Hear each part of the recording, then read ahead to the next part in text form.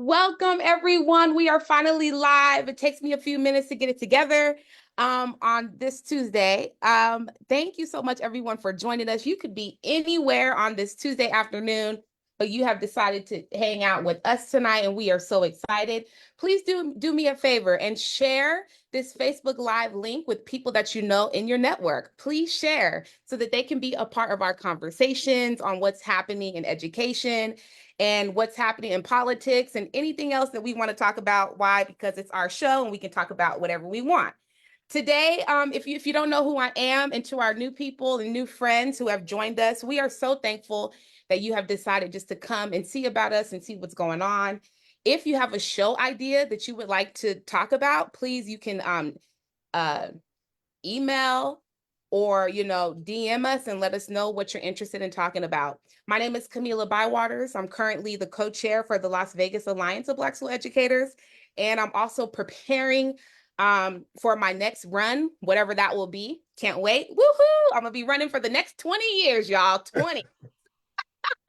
So we are in it to win it. But thank you so much to all of those who are just doing what you do every day. Those of you who are participating in saving democracy, whatever that may look like for you, thank you for that work. There are people all across the country who are doing playing their role to, just to, I don't even know, keep us in a place of freedom.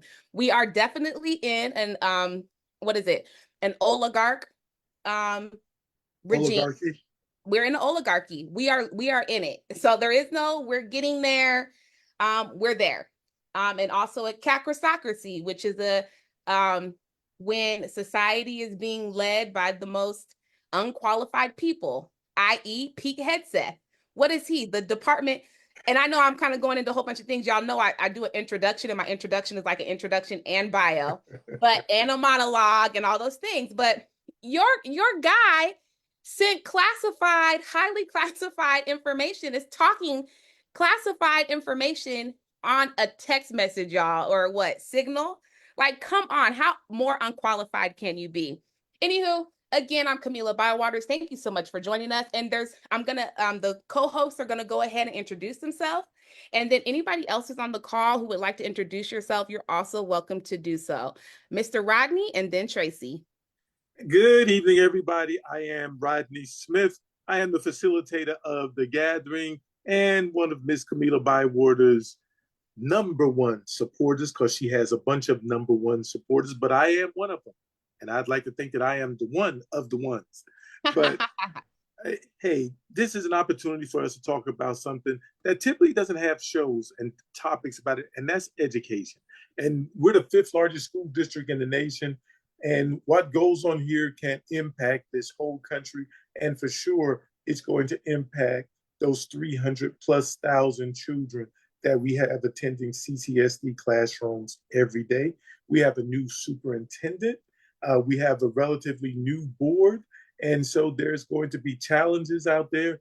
And the way that we can meet those challenges and succeed in those challenges is by having input from the stakeholders, which are all of you. So hopefully you will share the link with family, friends, and interested parties. And let's get busy in not only saving democracy, but apparently we also have to save public education now that Department of the Education is on the chopping block, or I should say has received at least one swing of the axe. Yep, that is true. And that's what we're going to talk about today. Tracy? Good evening, everybody. So forgive me for not being in person. I am actually driving. So pray for me as I drive these little dusty, rusty, crazy roads where there's construction at every angle. But I'm Tracy Lewis, co-chair of LAVAPSI, president of Wake Up, and members of the NAACP, local and national, as well as NAN. And I'm listening to what everybody is talking about. And yes, there's a great deal of concern out there with 45, 47 muskrat, whatever they are doing. God help us all. I have real great concern about our people, and I'm specifically speaking of Black people right now, because we're acting as business as usual. I'm not seeing any urgency on any type of a front. I'm not seeing any reach out from any of our congressional people. I'm just not real sure what our people are doing right now. So I will be coming in and out. But thank everyone for being on with us, and for all the women, happy Women's History Month. And there's some that I want to give their kudos to. The great late Marzette Lewis, Miss Deborah Jackson, Delray Rhodes, Linda Howard, Miss Helen Tolan. There is an event on Sunday over at the Hush Puppy for Ms. Tolan and some of the other women in our community, if anyone wants to show up. So I did want to put that out there. But to the panel, the women on our call, Ms. Laura Perkins, I believe Assemblywoman Claire Thomas is on, Dr. Bywaters, Ms. Shaquilla, the General.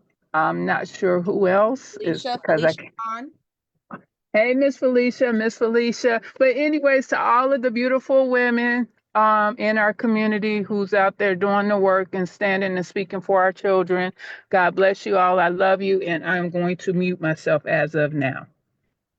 Thank you. Did anyone else want to introduce themselves? All right, we want to shout out to all of our guests. Thank you so much for joining us. Pastor West, thank you so much for joining us on the Zoom. And to all our friends who are here, we appreciate you so much. We have a young lady from Arizona was with us last week, so I was really excited. She was saying that they're working to mobilize in Arizona and they listen to our show, so I'm really excited about that. And understanding, if we don't know by now, the power of social media. And it was very influential in this last election process. And what I've been hearing, based off of what Tracy was saying, I listened to a lot of independent news. So you got Don Lemon, you got Reese Waters, Brian Brian is it Tyler Cohen? Brian Tyler Cohen. And there's another gentleman who I love. What is his name? He's Too Raw, Too Real on TikTok. And they really follow what's going on, what's happening federally. And a lot of the sentiment that they're hearing from people is that, they're like, where are the people who are fighting on our behalf? I know. Now, listen, y'all, I don't know if you guys got this memo, but the 92% said they ain't helping with nothing. Y'all know who the 92% is? Tell it. It's their money. The 92% are the women who voted Kamala in the last election. And they said, well, we're not helping. We just gonna watch the 92% who are participating in rest and self-care and are thinking about, their own their own livelihoods. Because the thought is that many Black people believe that a lot of the work is put on Black bodies to save democracy and to transform society. So they're like, look, you didn't listen to us during the election, so we sitting back. But what I'm hearing from the people is that they're looking for the people who are elected to do what they're elected to do, and that's fight on behalf of the people. So I'm going to be real with you. I'm going to go back and see who voted for this ignorance, like in the federal, who voted for these people. I don't know what your thoughts are. I do understand that they, there was a majority. Republicans do have a majority vote in our federal government. However, I don't know if there's a thought like, oh, but they're going to get who they want anyway in the Department of Education or in the other areas, so maybe I'll just vote with them. But I don't know. I would rather see you not vote for ignorance than just give a vote because you already know that they're going to have all of the votes. So tonight we're going to talk about Linda McMahon. And let's talk about some of the challenges that are happening in education and how that's going to impact and how the new Secretary of Education is going to impact what's happening with education across the United States, and then specifically here in Nevada. And Laura, feel free to, if you have any insights on anything that's happening, please feel free to chime in whenever you want, and anyone else as well. And if you are being personally impacted already, please let us know. There is a process to eliminate the Department of Education. It just can't be eliminated. It has to be an act of Congress. However, Cheeto Mussolini, Orange Theory, whatever it is that you call him, can the charge for Linda is that she is supposed to dismantle this department. So the firing of people, thousands of people, could really start to dismantle effective processes in the Department of Education. Now, please, anybody, chime in whenever you need to, but I wanted to talk a little bit about what the United States Department of Education does. So the United States Department of Education was established in 1980 to promote student achievement and to ensure equal access to education. Equal access to education. So some of the programs that you see, there's a lot of federal funding that comes through the Department of Education. You have federal funding for students with disabilities. You have federal funding like Title IX. And what is Title IX? Title IX is the federal civil rights law that was passed in 1972 that protects people from sex-based discrimination in any school or education program that gets money from the federal government. All right. So there's programs like that. Also, the Department of Education helps to provides federal funding for underserved communities. So for low-income families, students with disabilities, like I have said. So seeing an decreases in this funding or an elimination or a desire to just eliminate the function and the flow of the Department of Education will impact. It will have a trickle-down effect because now schools will not have the funding that they've typically been used to. I don't know if you all have seen the reports, but the University of Nevada, Las Vegas, we talked about this last week, has been on the list of being investigated. So I don't know, Laura, if you have any more information about it. Has any of their programs been affected yet? But I could assume that it may be coming down the line if there's not a willingness to change some of the programming that has been helpful in supporting minoritized or underadvantaged communities. Mr. Rodney, did you have anything yet? So when we think about this, a lot of people say that politics, the most important politics is local politics. Well, in this particular case, we're seeing national politics have that trickle-down effect. Matter of fact, it's not a trickle-down effect, it's the snowball rolling down the hill effect on local politics.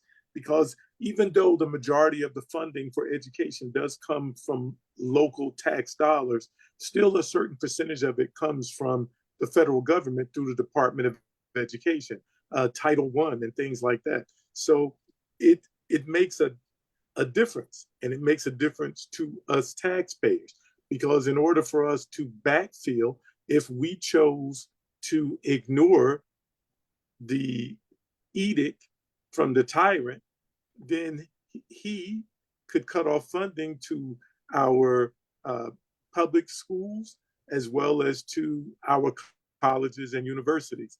And though it may not shut them down, there would have to be some changes made and maybe additional revenues raised to maintain those levels of funding. So this is going to have a direct impact.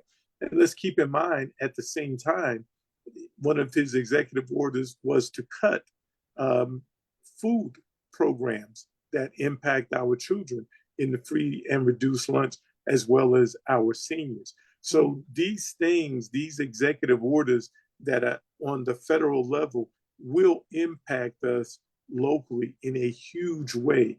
And it just depends on, will we continue to sit down and ignore it, or will we do something about it? And some people say, well, what is that? What can we do, since they control really the entire federal government? Remember, the power is in the people. And so The only time we're powerless is when we no longer have the ability to fight back. There's plenty of things that we can do, and maybe we'll get into some of those as the program progresses. So, let me share this really quick. So the Nevada Independent put out an article, and our state receives nearly $1 billion annually from the federal government. $1 billion, y'all. Oh my goodness. So imagine not having that money. And this funding specifically supports various programs, including over 160 million for our Title I schools, which serve low income students, and more than 100 million in grants for special education, and then also Pell Grants and student loans. So when this comes, I'm not going to say if, but when it comes down, we're going to definitely have some significant cuts. I do have a question for you all, because I know this is something that comes up, and I just want to hear what other people are thinking about. So, for example, they're saying, if you're implementing anything that's DEI, you're going to lose your federal funding. In your opinion, should our people who are making decisions, should they say, okay, we're going to change our names, we're not going to do DEI, we're not going to call it diversity, equity, and inclusion, we're going to call it something else to keep funding? Or are we bucking against the grain and saying, you know what? No, we're keeping diversity, equity, and inclusion as our framework. That's what it is. That's what we're going to say. And we're going to lose funding. What are your thoughts about that? Rock in a hard place? Crossroads? I'm trying to think of what the word is. Like, what are your thoughts about that? What do you think is the solution and the best path forward with that type of what is that word I'm looking for?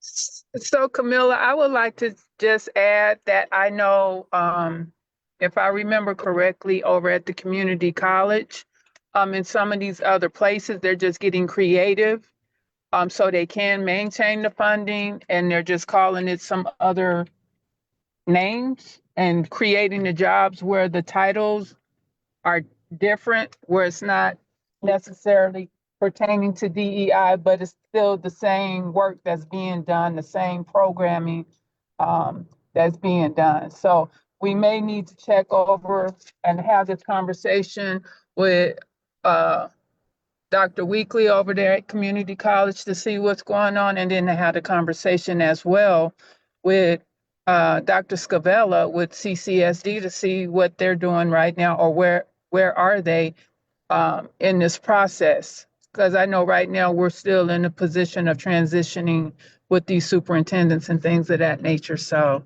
I'm not sure. I'm sorry, you guys. I can't even see out here. It is really bad.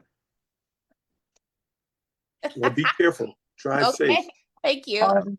Don't walk in the street. Oh, hold on, you guys. I'm gonna put you on mute. Hold on. Uh-oh. So with that being, so should we, so what? Should we say, okay, we're not going to do diversity, equity, and inclusion, and we're not going to mention all. Now, remember, it's not only diversity, equity, and inclusion, because last time we talked about the banned words. So that means you have to walk around social justice. There you can't put at risk, So what do you think we should do, Shaquilla?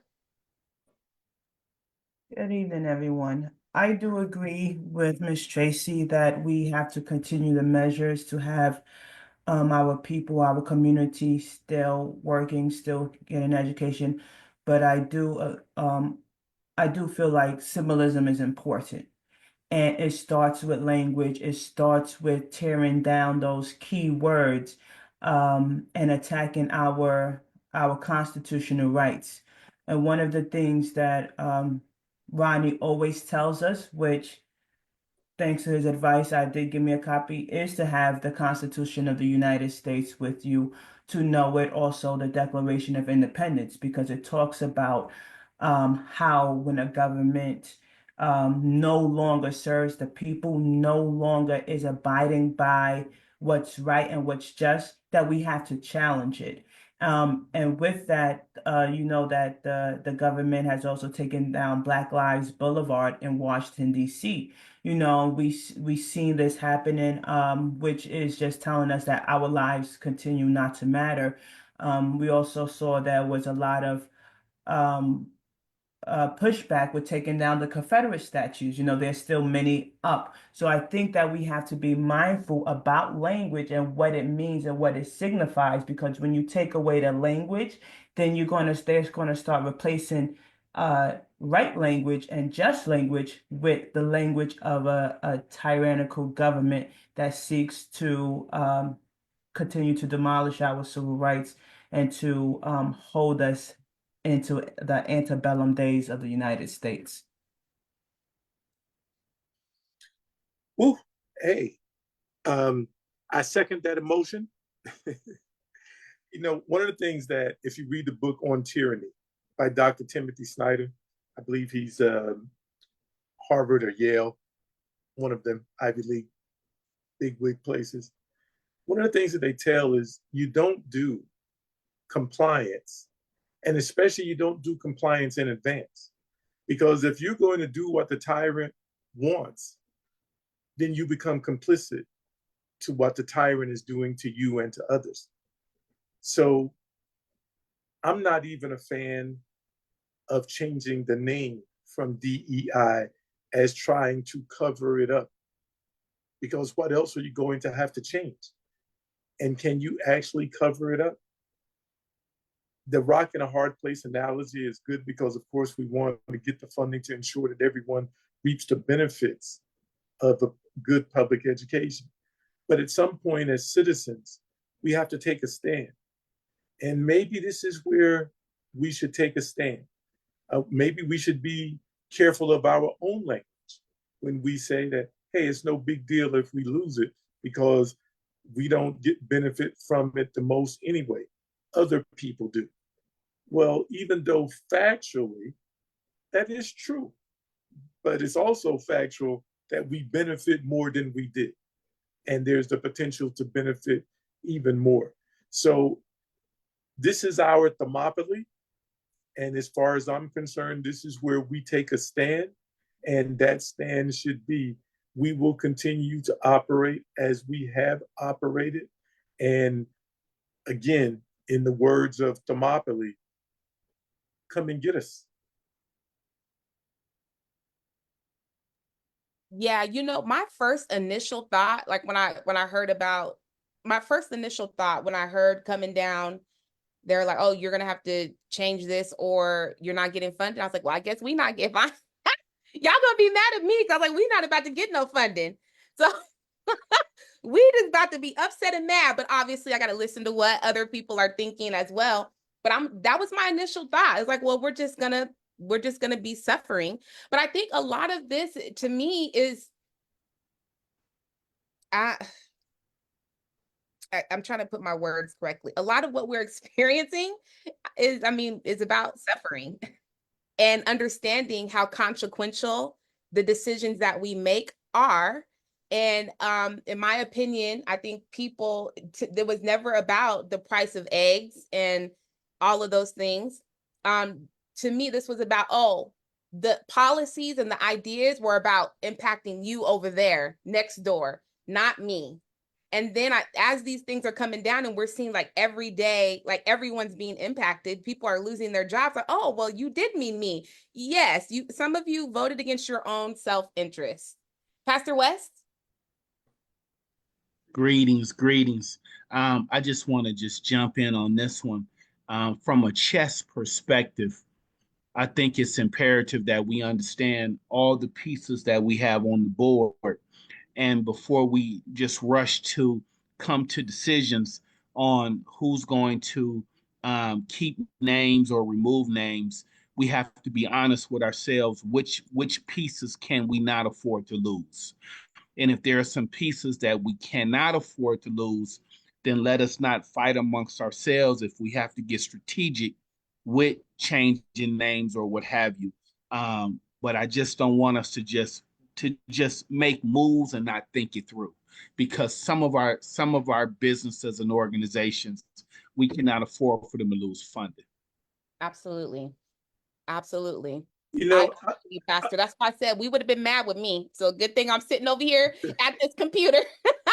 hey, I want to I read love it though. what the Attorney General, Nevada's Attorney General said. He said, I recently filed a lawsuit to stop President Trump from unlawfully dismantling the Department of Education. This is about protecting Nevada's kids and their future. As long as I'm in office, I won't let anyone ellipse, not the president, not the governor, ellipse, rip resources away from our children without a fight. And I am glad to see that our Nevada State Attorneys General is willing to fight for our children and willing to fight for Nevadans. Absolutely. We need more people willing to fight for us because a war has been declared on the people of the United States and specifically Black people and the Clark County School District. There is a war going on. And in war, there will be casualties. Sacrifices will be made. I would remind people that Neville Chamberlain was one who said that we should be willing to give up in order to receive. Or as a minimum, we should be willing to give up in order not to be attacked. And what we learned from that history is that by us giving up and capitulating, that took us out of the fight. And that meant that those who declared war against democracies and others were able to take those who signed non-aggression pacts, take them out of the fight, which is a brilliant chess move, like the pastor said, and free their resources up to attack others. And then eventually, after those others were attacked, turn right around and attack the same ones that they initially had signed the non-aggression pact with. The legacy of the late Neville Chamberlain. Let us not be Neville Chamberlains today. And we can equate this to a schoolyard bully or a cafeteria bully who comes and takes your milk carton and then takes your dessert. And before you know it, has your whole tray. Mm-hmm. Sometimes, as I mentioned in Thermopylae, you have to take a stand. And that stand comes from sacrifice. And since it is Women's History Month, I interviewed the late, great Dr. Dorothy Hyatt shortly before she transitioned into the next life. Oh, awesome. And though her eyes were still sparkling with the genius and the fire that had been in her from the civil rights movement into her last days, her body was failing, but her mind was sharp. And she said she was glad that the civil rights movement happened in her day instead of today. And of course, I had to follow up and ask her why. And she said, because the people of today seem not to be willing to sacrifice. And they have most of the things that they have because of those who came before them who were willing to sacrifice all so that those of us today can live the lives that we live. And I would say to everyone listening, if you're not willing to sacrifice like your ancestors sacrificed, so that those who come after you can have at least as good a life and hopefully better, then was the sacrifice of our ancestors, of our elders, who some are still with us, was it in vain if we're not willing to do the same? Thank you. Okay, so we got Assemblywoman Thomas, then Laura, and then David. Was that you raising your hand? Okay, cool. So go ahead in that order. That would be great. Thank you. Hello, everyone. And I'm Hey. glad to be back Wait a on. minute, what? Is that a TWA?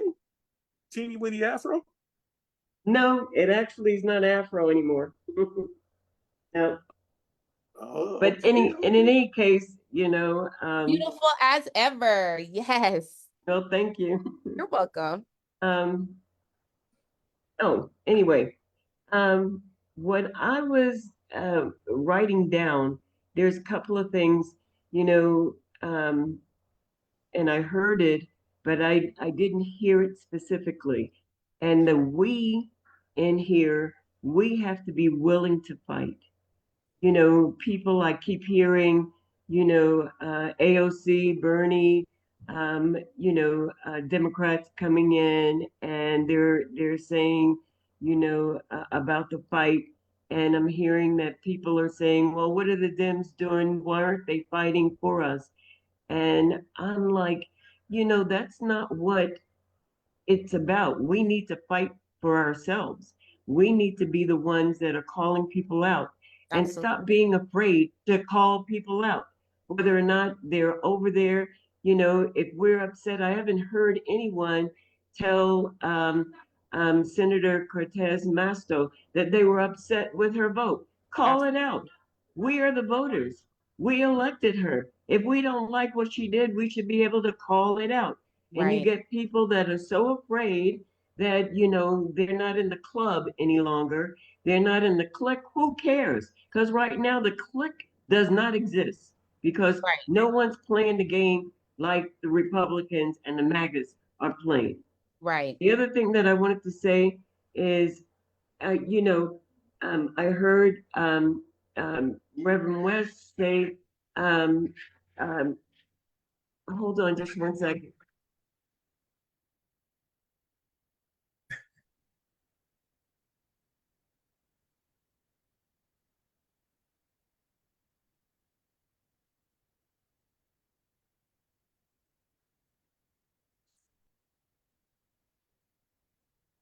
My apologies. It's okay. We I got nothing told you but they time. were loud. It's okay. Anyway, when I hear the term play chess, I think that we need to learn how to play a 3D chess game because right now, when I'm hearing about the Department of Education being dismantled, it is not about dismantling the Department of Education. It really isn't. Hmm. Look in the Department of Education and see what's in that department. Right. The Office of Civil Rights is Yeah. in that department. Yes. And that's what they want to dismantle. Mm-hmm. The department, rather, the Office of Disability and Yeah. Rehabilitation is in Department of Education. That's what they want to dismantle. Mm-hmm. And when we look at what's in there, we have to discover what they really want to do. And what they really want to do when you consider 2025, they specifically believe that the Jim Crow days need to return. They don't believe in the civil rights. So that's what they're dismantling. And the other thing I want to say, I would think that before we look at a lot of what's going on, I think that we should go back and read. And I know that I need to refresh, but I remember a required reading when I was in junior high going into high school. A required reading was Orwell's 1984. And when you start reading 1984, you will understand. It's in the play, it's right there in the playbook. In Orwell's 1984. Right now, look at what uh, as you call him, the orange man is saying. He's no longer saying the Internal Revenue Service. He said the External Revenue Service. And Orwell speaks of changing language. And when you start changing language, people start believing in that changed language. And that's what he's been doing for the past, I think it's about 10 years now. And that's what they're doing. They are actually changing the way we think and how we speak and how we see things. It's just like, what happened with Signal. All of those people on Signal, and they said, oh, nothing here. You didn't see anything. There was nothing illegal here. It wasn't, secret, top secret information Yes, that sir. we were, doling out. You don't see it. They're changing the language. We have to play the 3D chess game. We cannot play checkers with these people. So that's all I wanted to put in. Wow, that's good. You're so right. And I think it's important to highlight that beneath all of everything else is their push to dismantle civil rights and equity offices within the Department of Education. And I have that here, that is Linda. Well, Linda, that's her focus as the person steering the department. That is their policy agenda and the way that they lean in the way that they're thinking and their thought process. And we're continue to see that. So thank you so much for bringing that up, because that right there is the bread and the butter. Laura? Hello. I know that was a lot to unpack. I that's a very Claire's observations, or Assemblywoman Thomas's observation, were spot on. Earlier when you read what Rodney read, what came from the AG's office, it's bigger than Nevada. It's more than about Nevada. It's like you said, it's about the Constitution and doing what the Constitution says, and us remaining a country of laws, as opposed to, just whimsical or like you said, an oligarchy. It's about doing things according to the law, and so much to unpack. And well, what we can do about it? 2 years we have elections for Congress. That's what we can do about it. And when you mentioned about the about College of Southern Nevada, that's their policy comes from the top. The chancellor didn't want to change the names because she is not for diversity, equity, and inclusion. So what do we need to do as Nevadans, as Clark County, as concerned citizens? We need to be at those meetings and say, be at those meetings and listen to who they're hiring to be the new chancellor. That's coming up real soon here, and that's a very, very important position. They wield a lot of power throughout the 8 institutions of higher learning. And what we need to actually start calling now and telling them that we want the chancellor search to go forward, because they're even trying to delay it now, which, it's like, that doesn't make any sense. We've been on a temporary chancellor for the last 2 years or 4 years, and so we need a permanent chancellor, and so the ship can move, forward with the same energy from one chancellor, one leader. But like, it's just so much to unpack, and there's so much we can do.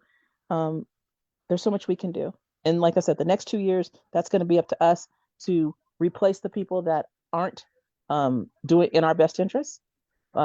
There's several board of regents coming up. There's some school board people coming up. There's a lot of judges are coming up. A lot of assembly people are coming up. So we need to change those people so that they are actually listening to us, we the people.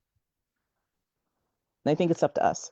Absolutely. Yes, we got some things coming around the corner. We need all hands on deck. I say that every time. All hands on deck.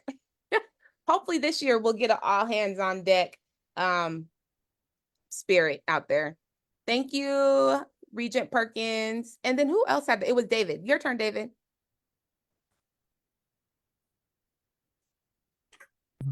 Okay, can you hear me? Yes.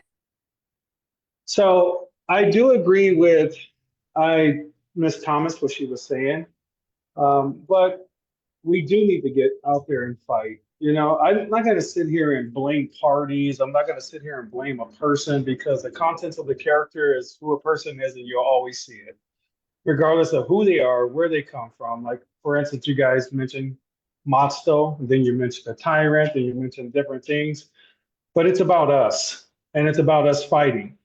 When Marzette Lewis brought me on, she knew that I was going to fight to the end, completely to the end. And she knew that I was going to keep pushing at that point. But if we learn how to stop bickering about who's the tyrant and who's doing what, where, when, and why, and start banding together to do what me and Marzette was doing, and she got all these people involved, Miss Deborah Jackson and all these people, and I was fighting for Charles I. West Prep to get built until Lois Tarkanian says, okay, we got $60 million here. Oh, well, great, give it to me, have a nice day. And these are the things that I see, like even Dr. Scavella will tell you, a lot of people like to run around, some individuals, I'm not going to say people, but I'm going to say individuals like to run around and say that they wrote the policy. Well, Dr. Scavella has confirmed with people in public that I wrote two versions of it, and for them to take it and chop it up and do as they please with it to make sure this works for all of us. I didn't go and cry about the situation. I just said, I'm getting tired of people crying about it. What are we going to do to stand up? I come from a generation where, and I'm pretty sure a lot of you guys do, that we were taught to stand up for ourselves. We were taught to fight. We weren't taught to say, are you Republican, Democrat, Independent, Libertarian, or any of those things? We weren't taught that. We were taught, you're black, I'm black, we're Hispanic, whatever. I'm multiracial, as you get to know, to stand by each other and fight for what is good for us. And as far as like the meals, the Clark County School District meals and things like that, we serve something like 120 to 150,000 lunch meals and somewhere between 60,000 and 80,000 breakfasts every morning. This is on a daily basis. Most of these meals end up in the trash cans because I do go into schools and I do walk around and look, and these kids don't want what these dietitians are giving them. These dietitians don't know what food tastes like, obviously, and they just give them whatever. But I understand that we might lose funding for those things. We might lose, for the free and reduced lunch or the farm, whatever they would acronym when they would call it. But, I get so tired, and this is why I generally stand up and fight by myself. I'll pick a fight and say, okay, Tracy, you want to do this? Let me know what you want me to say. Let me know how you feel about this. I'll talk to people and say, where do you stand on this? And I'll get up there and stand there, Lone Ranger. I don't care if they throw rocks, tomatoes, or anything at me. I'm just going to take it and just keep on pushing. But at the end of the day, I know what I'm doing, and I know why I'm doing it, for God and for the people that represents everybody, the children, and represents us. So, I love coming into these meetings, but I don't like to get into what we're talking about, what a person that has a lack of intelligence, as I can better, I can say it, they are doing, that they don't know what they're doing at times. It's better we use the intelligent people that we have here to help our state, to help us move forward. Like Mr. Rodney, we got people that we do know that know how to navigate through this. We just need more speakers, more fighters, more shakers, more pushers, more grassroots in these things. And I do appreciate you, Kamala, with these meetings and everything like that. And even Abraham, I just saw him in here. It says Father Abraham. I started laughing, but Father Abraham. Even he was fighting for a town hall at Rancho High School, and they were just kind of pushing him to the curb, like, "Oh yeah, we'll do it." And he says, "Well, David, we really need to do this." And so what I did was I went in there and I said, "Listen, I don't care what you have to say. I'm going to put a motion on the table, and we're going to do something, and we're going to get this done," because I'm on the SOT team for Rancho. And they said, "Well," I said, "No, I don't care. We're going to do this. We want to do a town hall. This is what we want, and this is how it's going to get done. And I'm going to get a second, and we're going to call it today." I don't sit there and try to delegate over things. We need to learn how to fight and be together again, to be that unity that we used to be, not divided by parties, not divided by things that make us feel some kind of way. We have to unify with one another so that we can fight together the good fight, so we can get what we need for these children. Because I do agree with some things Dr. West says, with Ms. Thomas, with Rodney, with you, but we just need to work together. We need to figure out how we're going to navigate through this mess. Right. I agree with you, David. And Abraham, I really wanted you to go next. Abraham, go ahead, then I'll come back to me. Hello, everybody. I'm just chiming in like I always do. But yeah, I agree with everybody. We need to start thinking outside the box, working together. This cutting of the education, it's hurting every community. And especially our kids, especially North Las Vegas kids, East Las Vegas kids, our neighborhood, my neighborhood. So that's my issue right there. That at the end of the day, it's going to hurt. And I also do agree, the food that they're serving, that sucks. It's bad. So they should get better food. But the thing is, if parents don't speak up looking for the change, then they're going to continue serving that bad food. I mean, that's originally how I got involved in the first place with the SOTs. When my oldest daughter told me, Dad, can you do something about this food? It sucks. And so I went in there and I started, getting involved. And Lord behold, now we fast forward a few years, and so it just takes a community effort to work together. And then also there's an elementary school that they're about to replace their principal, and guess what they want to do now? They want to do a town hall meeting. So now they're gonna base out that town hall meeting because it's already been done at Rancho. Thanks Right. to David and myself and everybody that put together. So now the school district can't say that, oh, they can't do it. They're gonna say, well, it's been done. And Mm-hmm. so now that's some change. Now can we? I'm hoping that we can learn from what we did and what we didn't do, and so that way this SOT group at this elementary school can actually implement and improve on it. And so I'm just here to support and help because at the end of the day, we're all on the same freeway with cones and Mm-hmm. construction traffic. We all share the same I-15. Yeah. Thank you, Abraham. If you guys didn't know, me and Abraham went to Rancho High School together. So we are friends from a long, long time, like my brother, and I'm so thankful that you were able to join on today. So here's what I'm thinking about. Just with what you're saying, David, I absolutely agree with you that we need to come together. We need to build unity. But there's a part of me that feels like we didn't ask to come into this culture war. I know me, I was minding my own business. I was not I'm not over there looking at what y'all doing or you doing. But I really feel that with Cheeto Mussolini, and I know I bring up his name a lot because I mean, he's the person, the individual who's the catalyst to what we're experiencing. I mean, come on, like now listen, y'all, when I saw the thing with the segregation, I was like, no, I was hot about it.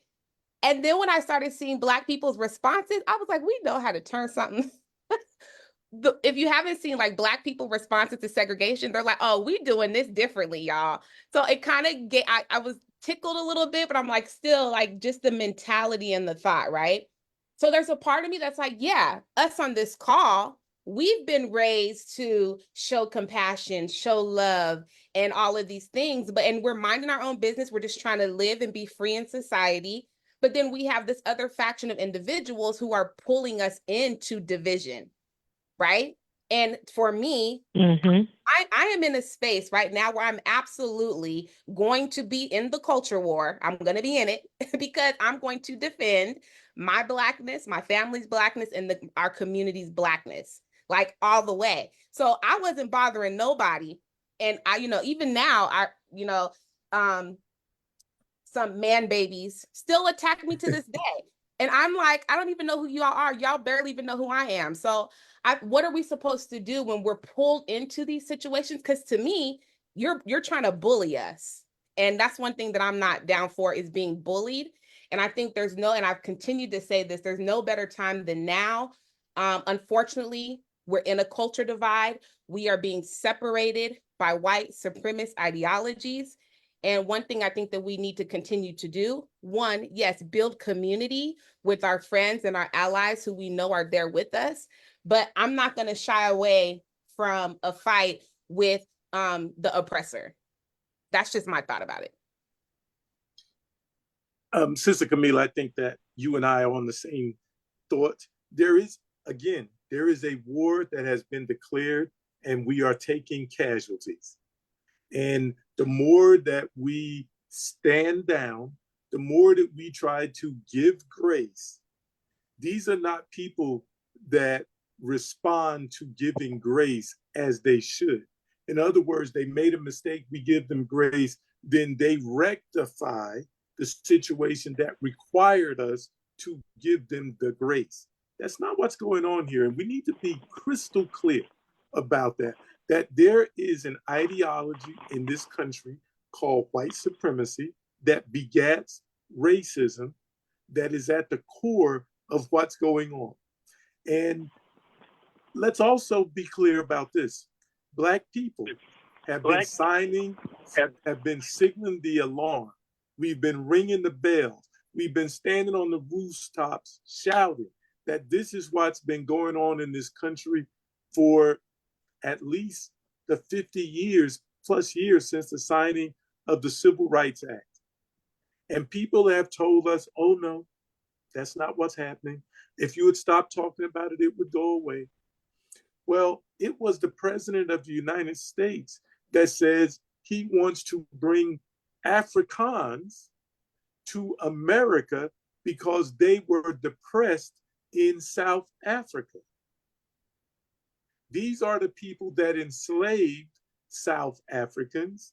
These are the people who use apartheid against South Africans. This is the same president that freed people who attacked our capital. And Black people probably helped build that too. So let's be clear on this, especially to other groups. We rang the bell. We gave the clarion call. Many of these groups ignored us. And now that they are starting to feel the impact, or maybe they just suddenly, our words finally reached them. Now they're saying, let's do kumbaya. So because we're at war and we do have the same enemy, and yes, I use the word enemy because they are attacking us. They are at war with American citizens, our government. We have to protect ourselves from the United States government. And so I'm going to go to war to protect my people, my community, my family, with whoever is willing to go to war with me. That does not mean that I have forgotten and or forgiven that a part of the reason why this war is going on and why we're taking casualties, people who look like me and others, is because other folks were not willing to take heed to those clarion calls that we've been given ever since I've been alive. So yes, there is an enemy, and that enemy chose to be the enemy and has chosen to declare war on American people and America's children, and especially Black children. But they're inclusive. They declared the war on Cubans, on Haitians, on other groups too. As a matter of fact, remember those folks who wouldn't vote for President Biden because of Gaza? Now the current administration says we're going to, all those people in Gaza, they need to find another place to stay. And we're going to turn that into beachfront resort property. And we said, hey, we support Gazans. And we were lambasted, ridiculed for saying that. So yes, all you folks out there who are now impacted and want to join the fight, come on over. Let's join in the fight. But I didn't forget. Yeah, I think you ask a really good question, Assemblywoman Thomas. Why do Black people all have to apologize? And I know that you've gotten on me about that many times. And it has been just so a part of the vocabulary to make people feel comfortable, right? You know, I wore, just for example, I had a shirt on that said support Black colleges. And someone posted it all across the, internet waves that I only wanted to help Black people. So I think when I'm going to talk about for myself personally, there's so many voices in my head. I have people who, families like, Camila, you need to be a little quiet because, if you say too much, you're not going to get what you need. I've had a whole individual told me that I don't go with the flow. So when you're constantly hearing like different voices, it starts to mess with you. I know it messed with me, right? But oh Lord have mercy. When the culture war got cultured, I was like, you know what? This is the perfect time. If you've ever been nervous or scared about just elevating Blackness, there's no better time, and we should always do this. But I think that we just have a society. Well, I know that I've always tried to make people feel comfortable, and then I want you to like me. So I'm going to diminish just a little bit so that you can be comfortable. But guess what? We're not about that life. That's not what we're about to do anymore. We need to be okay with being who we are and being Black and being bold about it. Because as we see, society is totally trying to eliminate us as a people. Now, I want to know what your thoughts are on this. So as I've been watching like a lot of social media, just people on social media, they're saying, a lot of the Black people are saying that we are being race baited, that there's all these things are kind of coming down quickly, specifically about Black people, so we can go out and protest, and then they call martial law. What are your thoughts? Why would somebody call martial law on us? Well, what they're saying is that, well, you know, Because we ain't white. That's why. like when all Black, like if Black people go and protest. So the latest one that the community is saying is that with the George Floyd thing, because you know it was segregation, then the pulling back of the civil rights and all the kind of Black things that are the anti-Black policies and ideas that are happening. They were saying that one of the major ones was George Floyd, like kind of playing with letting Chauvin get a pardon, is that they're trying to put things out there to get us upset and angry, so we protest on the street. And then once we're on the streets, the thought is, then they're going to call police and martial law and everything on Black people to attack us. That's what the thought is from what I'm hearing in the community from social media people. Let me show So, let me give him an okay. example. Let me give you an example. The example was when Black Lives Matter went to DC and they protested, and I mean it was thousands of people that were protesting about Black lives that matter, to let the world know. You had the National Guard encamped all the major like the Lincoln Memorial. It was almost a police state. It was army people out there with weapons preventing people, and that was sort of like martial law because they called everybody out. And this was during Trump's first presidency. Now you go and look at January 6th, when all of those MAGA people stormed the Capitol. You did not see not one military uniform out there protecting the Capitol. So I want you to just put that in your mind and look at that. And that's why people are letting you know that Black people, Black Americans at that, as my grandson would say, we're just sick of it. We're sick of it. We're not second-class citizens. We belong here. We built DC. Our ancestors did. So we belong here. Mm-hmm. Yeah, and that's not my question. Was that I was trying to figure out martial law, and she explained, some of the situations you have too. But when you say we belong here, yes, you do belong here.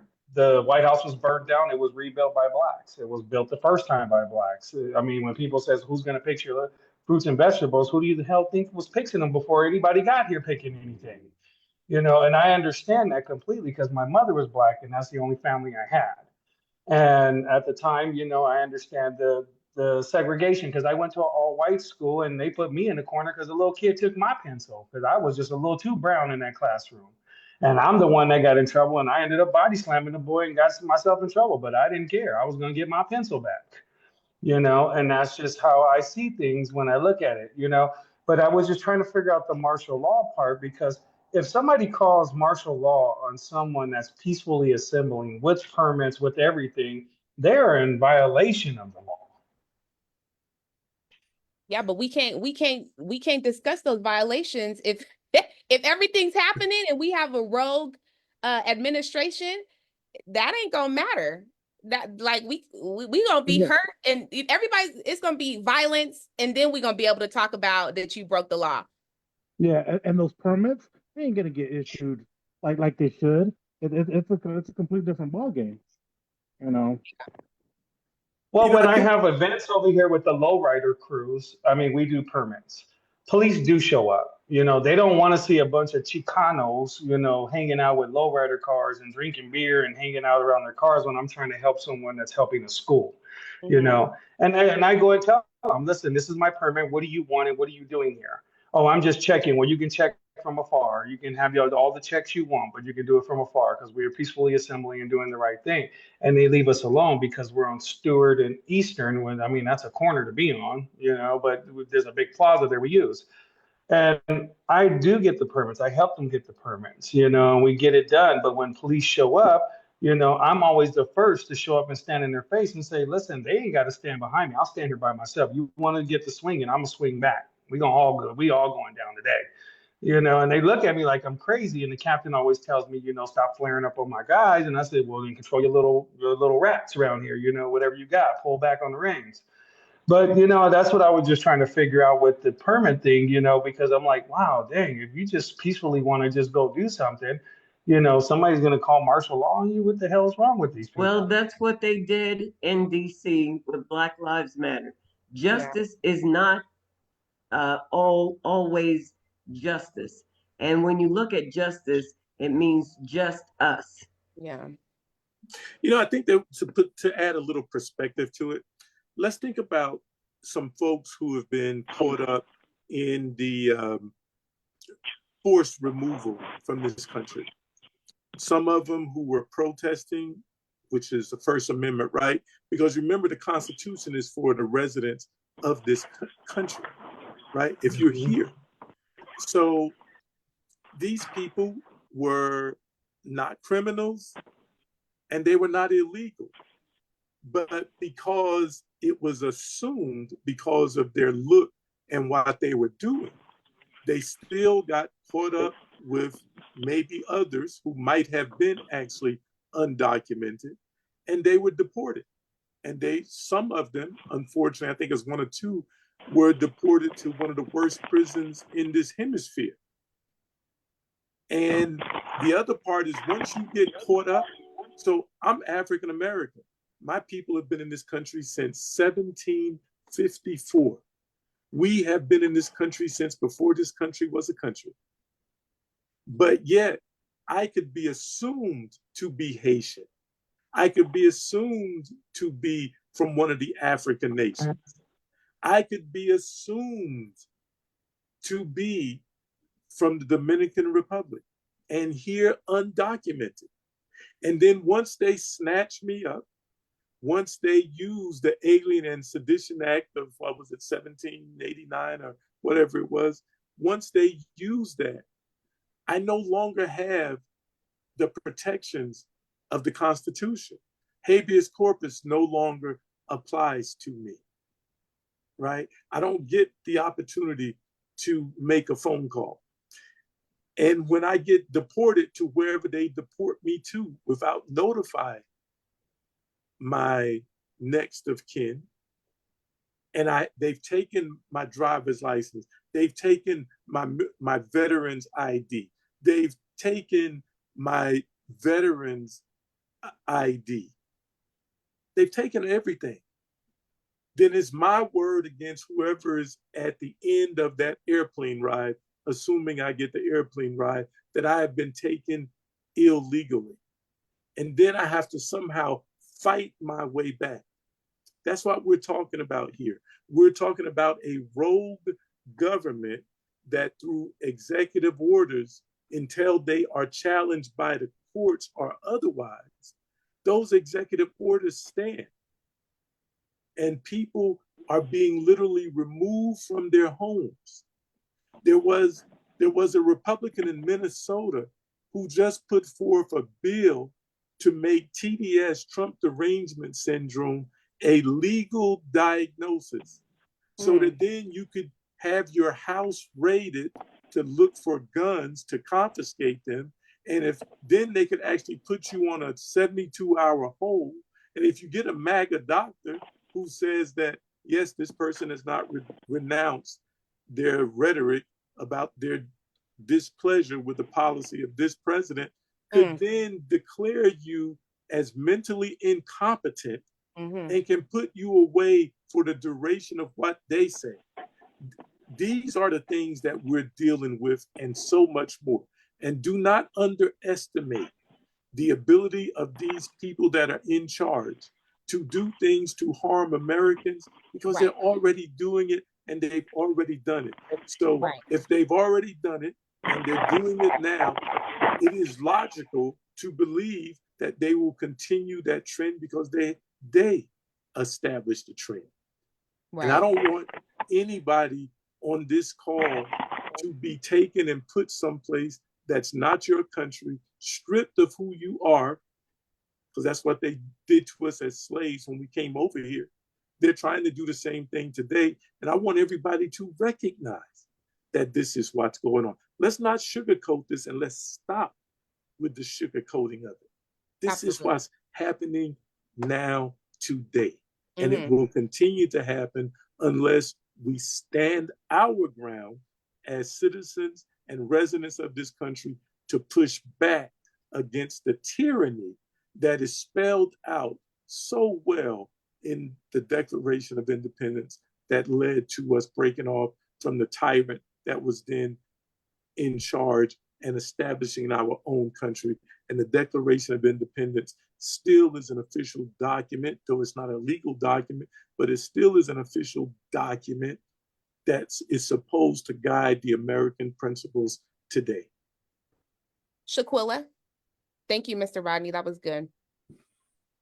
So, going back to what David said about martial law and the conversation about protesting, and then going back to also what Pastor West said about playing this game. We don't need to be out on the streets in order to protest. There's other ways for us to protest. There's other ways for us to get together. Um, I don't know any of us who are intelligent enough or grew up in the right time to know that we're not going to go out there like sitting ducks and expose ourselves.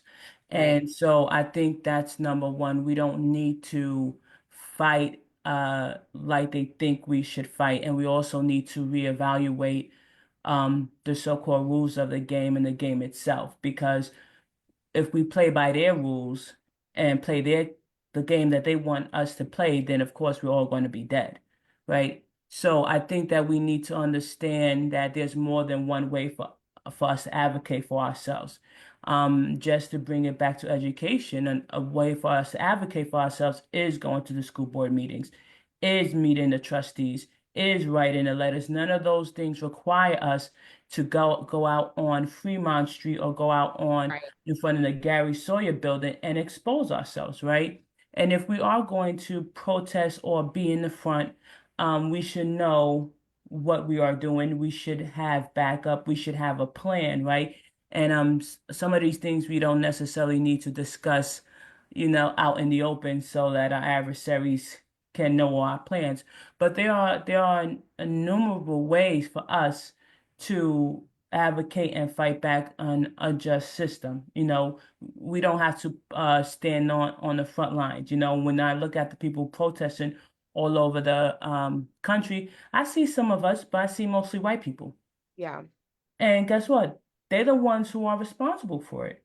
They are the ones, because they did not hold their friends and families accountable, because they were not the racist ones, because they were not the ones with the problems, so they are now trying to hold themselves accountable. But you know what? It's a little too little, a little too late. So there's a lot of ways for us to defend ourselves, our right to bear arms and our right to carry a permit.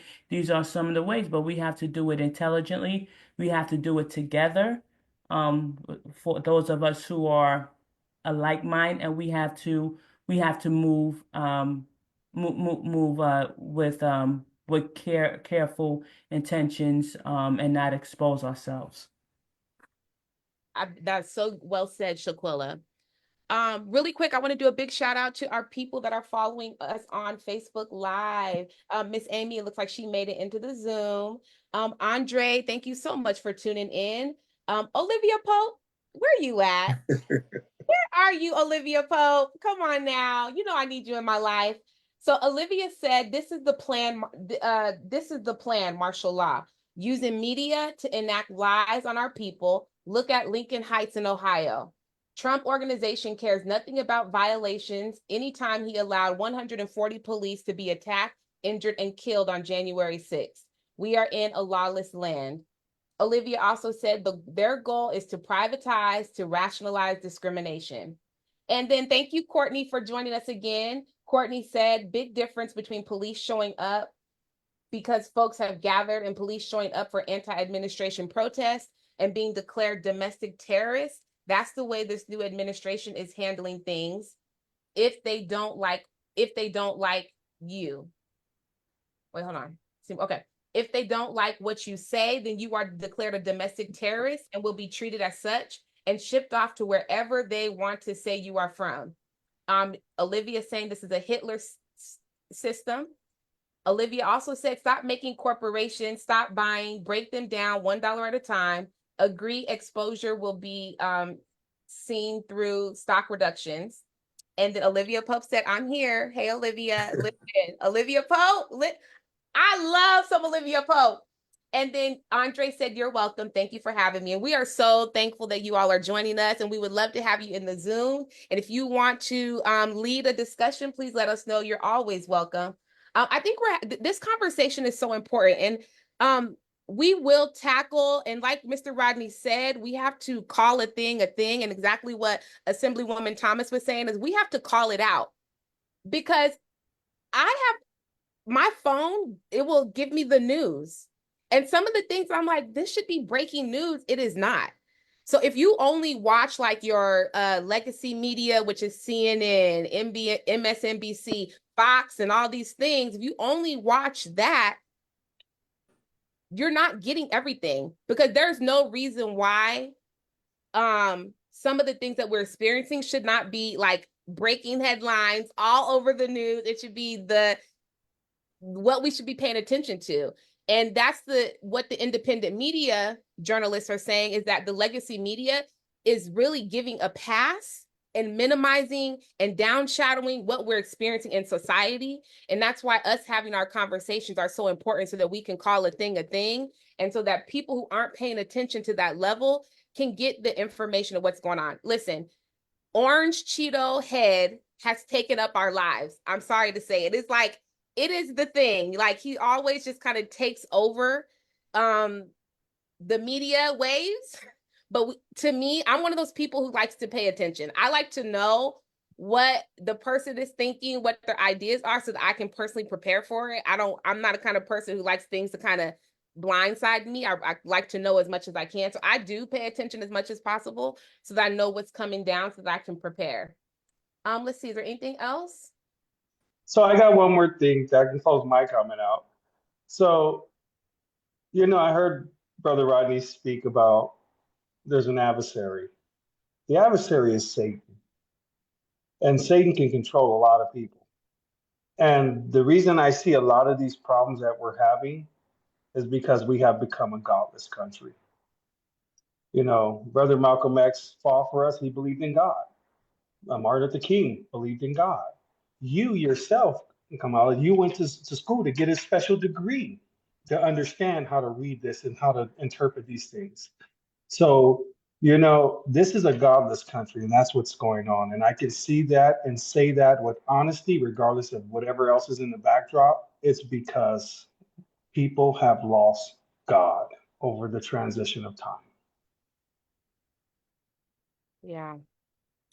Hey, before we go, Sister Camila, I do want to remind folks, because we do like to educate, and today is the day of remembrance, and the remembrance is on the 400 plus years of the transatlantic slave trade. That special day of remembrance is today. And, when you think about it, slavery ended in 1865.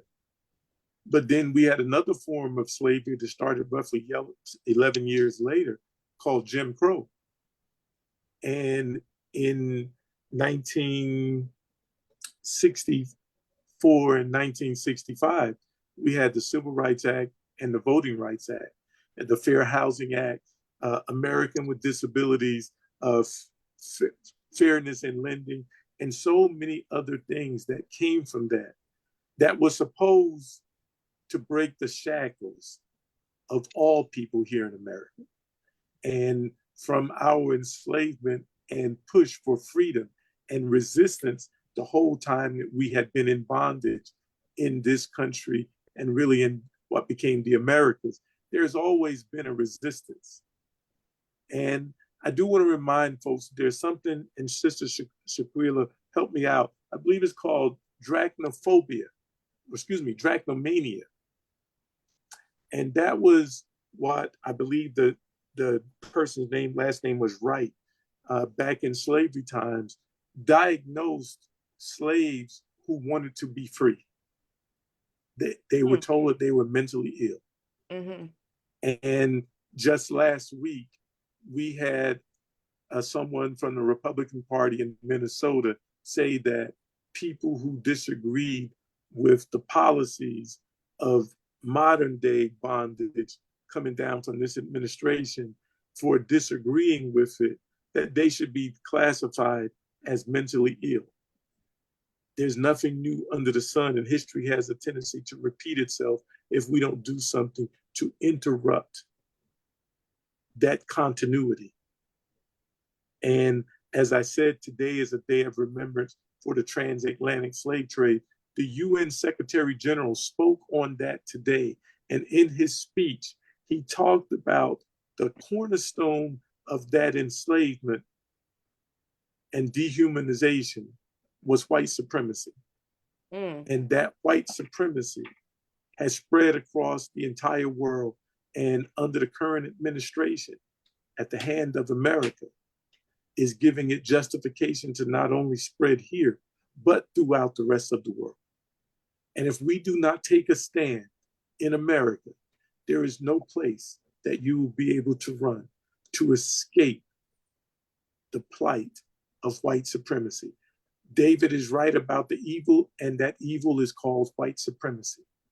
And if we do not, and this includes everybody, white, black, brown, and otherwise, if we do not take a stand like our ancestors took a stand against slavery, later against Jim Crow, against apartheid, if we do not take that stand today, as revered as we hold our elders and ancestors who were in the fight, the struggle, what type of ancestor will you be to those who follow us? We have to take a stand. We have to do it smartly, as Shaquila says. And white people, yes, you need to be on that front line. Just like white people were on the front lines when Martin marched, you need to be on that front line.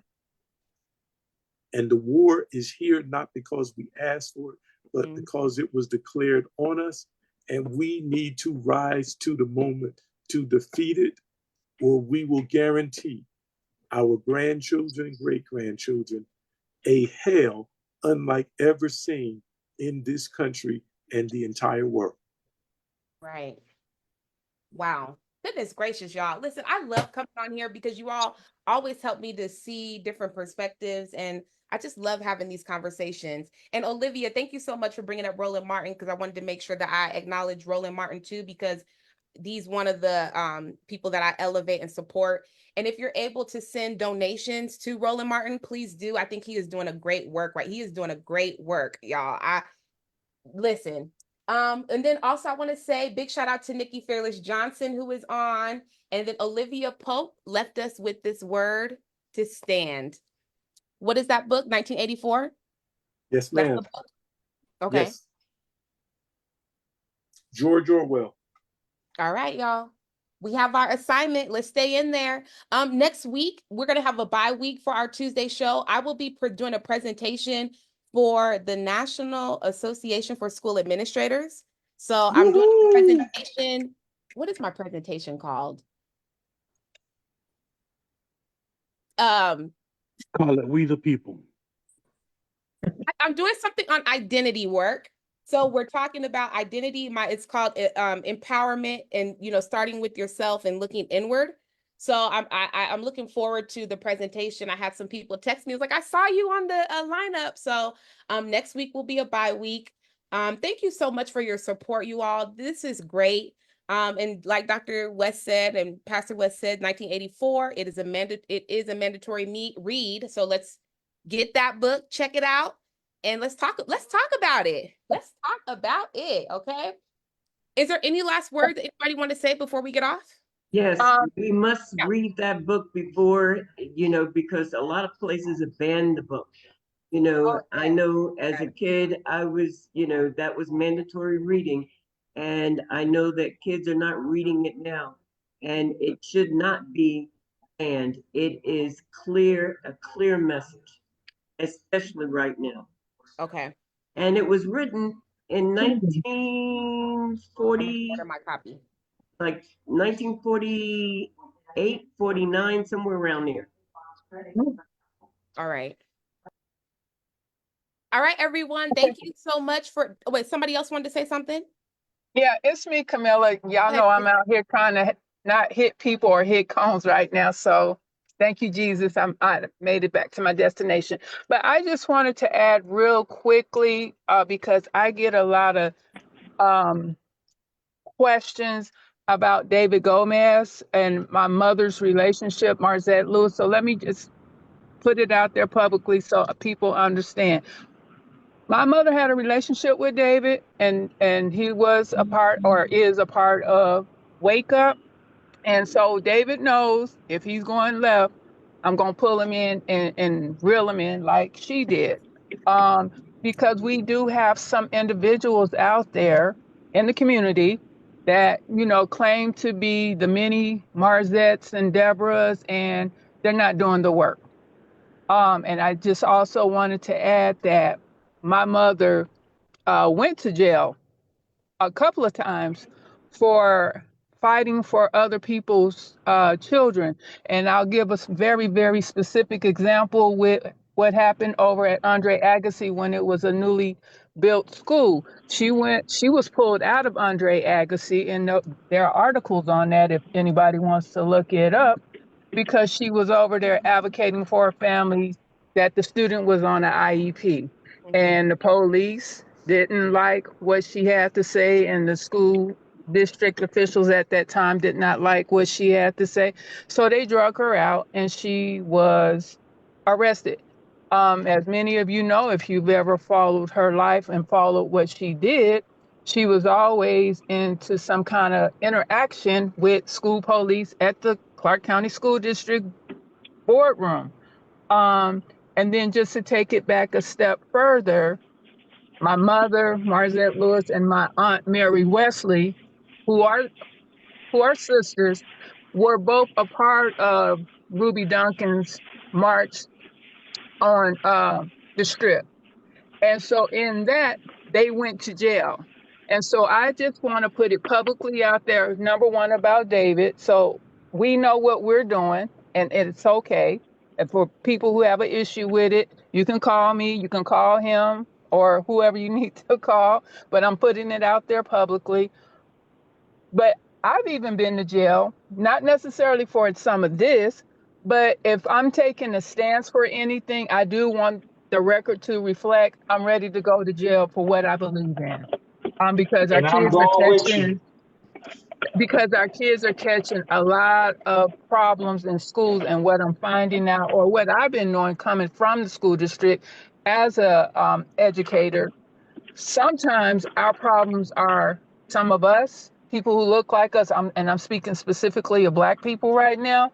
I was in a meeting this morning because I received a call at the short notice where a Black AP was trying to put some information in a student's file that is a Black student, Black female student. And so we had to work through some things, and we had to have the courage and be courageous about not putting certain things in, taking certain things out, because this stuff follows these kids. And I do want to also make sure I give a shout out to Pastor Dr. Kelsey West, I'm not sure how the titles go, but I really commend you for your work, what you've done with the HBCUs. I followed you this whole go around with the students down south and everything. So thank you, thank you, thank you for what you have done and what you continue to do and how you help support and keep information alive out of all of the pastors. And I'm not knocking the pastors.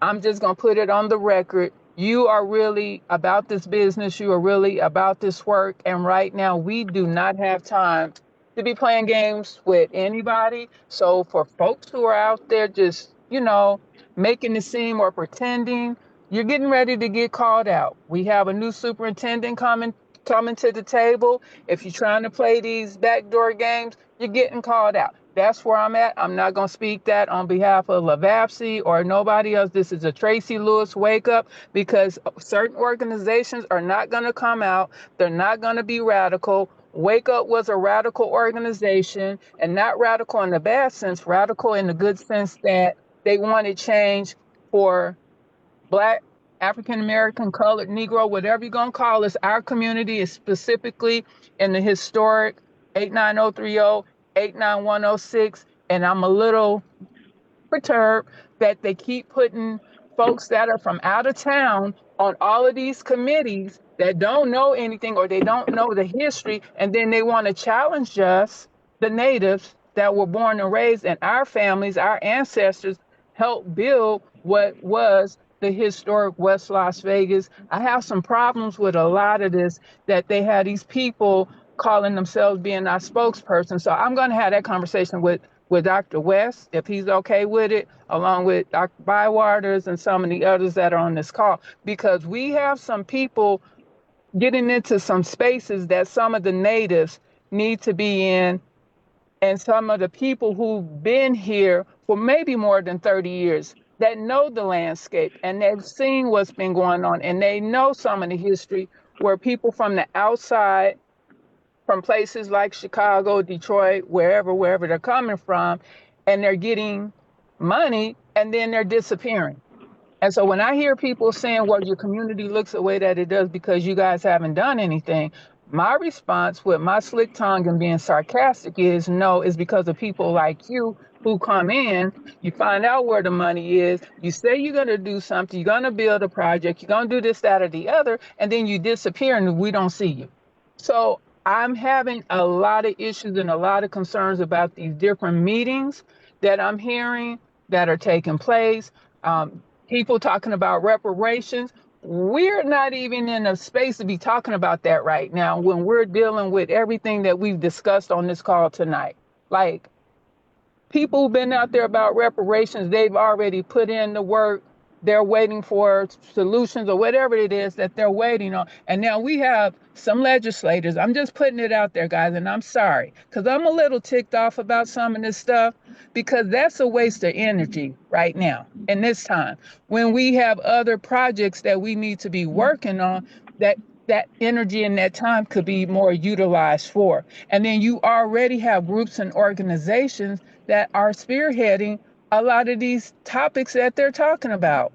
And so now you want to start from ground zero when the work has already been done. So it makes no sense. And that's the same thing with Lavapsy. Lavapsy's been out there for over 30 years, and we have these commissions, and then you have all these different groups going out and creating because they don't like the messengers or they don't want the coverage of the activism because they think we're too radical or we're disruptors. Well, which we are. That's what we're supposed to do.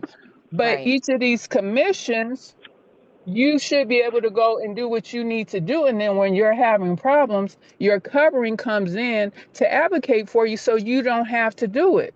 I mean, we've had that happen with the teachers. We got a whole nother teachers group that started. We had that to happen with the administrators. And a lot of that stuff was very divisive under the previous superintendent and that administration. And if anybody that's on this call has not been to a NAPSI conference, have a conversation with Dr. Anthony Morentic and Belinda Morentic, who went. They've never been, and they saw what we were telling them. Have a conversation with Dr. Greta PA. Have a conversation with Miss Charity Bernardo. Have a conversation with Dr. Linda Young and Miss Anna Jean Lee. These are people who've been to these conferences, and they see the work that they're doing, and they see how they're trying to groom, prepare, mentor people for these different levels of administration in the school district and outside of the school district as consultants or whatever it is that you may want to do. But I had to do my little vent because I'm actually parked now. I've enjoyed the conversation. I agree with everything that everybody has said. But I do want you all to know if anything is going down, I'm standing tall, ready to go to jail with whomever it is. And if there are parents that are having issues, we're here to help and to support. So good night, everybody, from me. I don't know if you guys are finished or not, but that was my little rant for the evening. Well, And thank y'all you. go ahead and send us a donation so I can get this bell money ready. And we're gonna collect up a fund. But I did want to say something that I thought, Tracy, that there are so, and I heard one of the legislature, it was a senator, I believe, talking about it, that we have so many committees, and I've said this too, we have so many committees and advisory boards.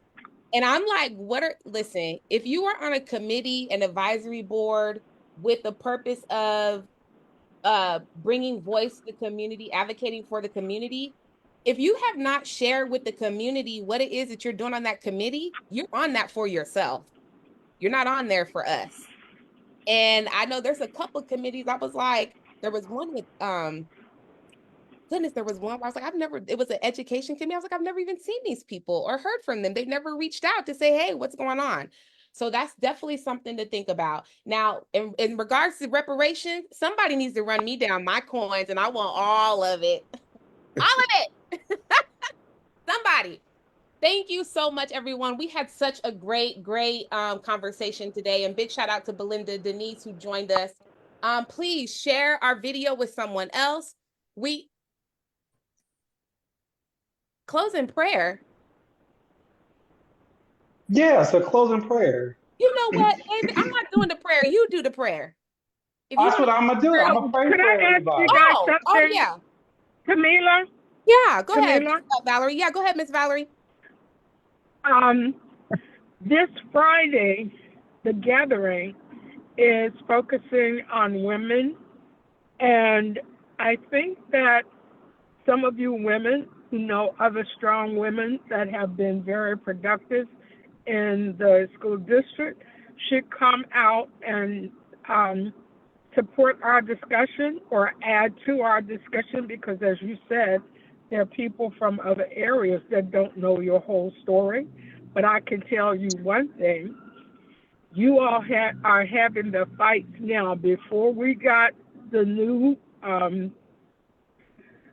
person in the White House, you're having a lot of the challenges that we had when I was in school. Mm-hmm. And that's when they brought a lot of the police officers into the school. And that's a whole story in itself. But a lot of the challenges that you're having within the schools are the same ones that we had 50 years ago when I was in high school. And that's awful. Plus now we have it doubled down with some of the other things. So all of the people who may support doing right are being fired. And for the first time, they may be looking for a job and they've never had to do that before. So I think that you definitely have a lot to offer. The topics are open topics, but education is definitely one that we need to take a look at, as well as some of these other things that are happening. And, you know, some things that they don't know, and they're letting the news people get away with terminology that they shouldn't be getting away with. So, Rodney, is that okay that I invited the people down? 5:00 p.m. Is she this gone? Friday at WSO, located on the corner of Lake Mead and Revere. Yes, please make it out. You all look at y'all. Y'all want to talk to 748. Thank you so much. So So glad can we're I in. do my prayer? Oh, yeah, no, you could do the prayer. Go ahead, David. Okay. So All right. yeah, thank you everyone for joining. And after the prayer, we're finished. Okay. Dear Heavenly Father, I come to you in prayer and I thank you for Dr. Bywaters and everybody that's participating in this group. Lord, refresh their soul and give them what they need. Lord, you said, come into me and I will be a spring of living water in you. And Father, I thank you and I ask you, Lord, to protect in each and every one of these person with a hedge of protection around them. Father, I ask you, as you have stated in your word, the Lord says, no weapon shall form against you shall ever prosper. And this has been said by you because you're the Alpha and Omega. You're the beginning and the end. You are our everything. And Lord, regardless of which way people walk in life, please be with them. Those who do agree or disagree with me, still be with them, Lord, because I ask you in the name of Jesus Christ, our Lord and Savior, to always be with the hearts of those who want to serve you through serving children, people in our community with love. And I say these things in the name of Jesus Christ. Amen. Amen. Thank you, David. Amen. Thank you, You're everyone. welcome. Have Amen. a wonderful, wonderful rest of your evening. And thank you so much for this conversation. It is so great to see each of your faces. Have a wonderful night. Bye, everyone. Blessings, blessings. Great Bye. job. Thank you, Pastor. Great job.